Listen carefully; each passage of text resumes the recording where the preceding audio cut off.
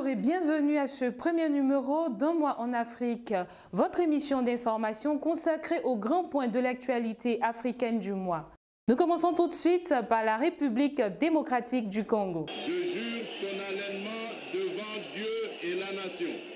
Au Congo, l'heure était à l'élection présidentielle. La Cour constitutionnelle congolaise a confirmé les résultats de la présidentielle tels que proclamés par la Commission électorale nationale indépendante, donnant Félix Tshisekedi vainqueur. Félix Tshisekedi, âgé de 55 ans, est donc le 5e président de la République du Congo. Il a été investi le 24 janvier 2019 dernier en présence du président sortant, Joseph Kabila. Cette élection est la première transition démocratique dans l'histoire de la République démocratique du Congo. Au Burkina, un décret présidentiel rendu public le 21 janvier 2019 a nommé Joseph-Marie Dabiré Premier ministre après la démission le vendredi 18 janvier dernier de l'ancien Premier ministre Paul Kabatiébé et de son gouvernement. Joseph-Marie Dabiré, à peine nommé, a constitué un cabinet de 32 membres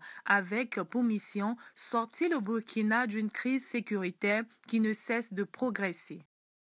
En Côte d'Ivoire, Laurent Gbagbo continue à faire l'actualité. Emprisonné depuis 2011 à La Haye, la Cour pénale internationale s'est livrée à des gymnastiques judiciaires quant à la libération de l'ex-président ivoirien. Bien qu'acquitté le 15 janvier 2019, il avait été maintenu en prison avec son ex-ministre Charles Blé Goudé. Un maintien qui avait surpris les observateurs du droit international. À l'issue d'une nouvelle audience, le 1er février dernier, Laurent Gbagbo et Charles Blé Goudé ont finalement été libérés de la Cour pénale internationale sous condition. Toujours en Côte d'Ivoire, la crise entre Ouattara et Soro s'accentue. En effet, le président ivoirien Alassane Ouattara a annoncé la démission prochaine de son président de l'Assemblée nationale, Soro Guillaume. Une annonce faite lors de la cérémonie de présentation des vœux de Nouvel An à la presse, le lundi 28 janvier dernier à Abidjan. Pas besoin de faire un long discours. Soro Guillaume démissionnera en février. C'est entendu, c'est réglé. Ok, merci Monsieur le Président.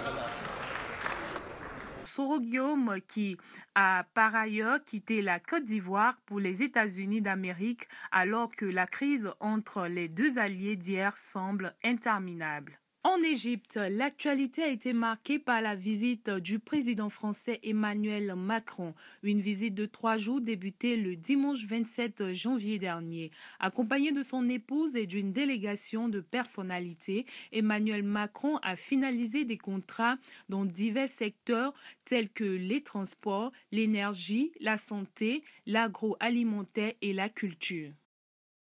Au Gabon, le président Ali Bongo est rentré du Maroc pour Libreville, où il a présidé le 15 janvier dernier la cérémonie de prestation de serment du nouveau gouvernement. Absent du Gabon depuis le 24 octobre 2018 pour des raisons de santé. Ali Bongo a nommé une nouvelle équipe qui l'accompagnera dans son mandat avant de retourner au Maroc pour poursuivre ses soins de santé. Une absence prolongée du Gabon qui lève de nombreuses incertitudes. À Madagascar, c'est l'investiture du nouveau président de la République le 19 janvier dernier qui a dominé l'actualité. Andy Rajolina, 44 ans, président élu le 8 janvier, a été investi. Le nouveau président s'est fixé comme objectif majeur rattraper le retard de développement de l'île en 5 ans.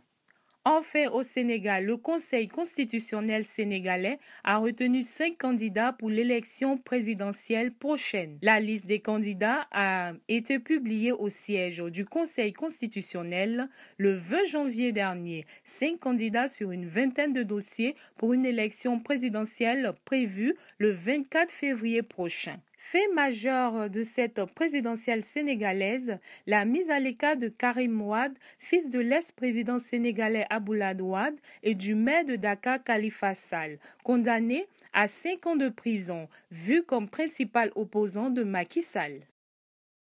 C'est la fin de ce numéro d'information. Merci à tous de l'avoir suivi. On se retrouve dans un mois.